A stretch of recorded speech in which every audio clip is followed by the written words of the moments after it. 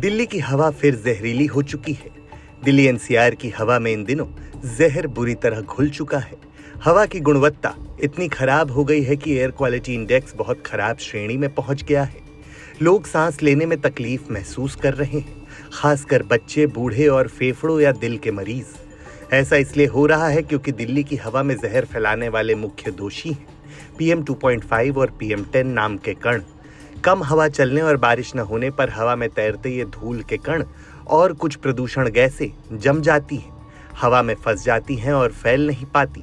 और यही दिल्ली में ठंड आते ही होता है, जिस कारण हवा जहरीली बन जाती है और ठंड भर खराब ही रहती है।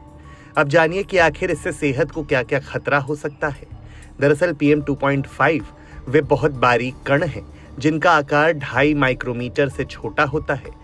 ये इतने छोटे होते हैं कि आसानी से फेफड़ों तक पहुंच जाते हैं।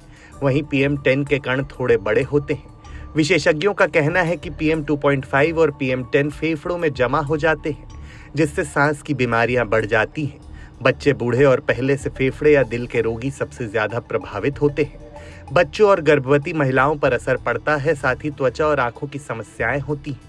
अब विस्तार से पहले समझिए कि आखिर इससे बचने के क्या उपाय हैं। घर पर रहें, जरूरी होने पर ही बाहर निकलें।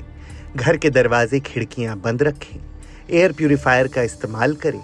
N95 मास्क लगाएं। वाहन कम इस्तेमाल करें। पब्लिक वाहन या साइकिल का इस्तेमाल करें।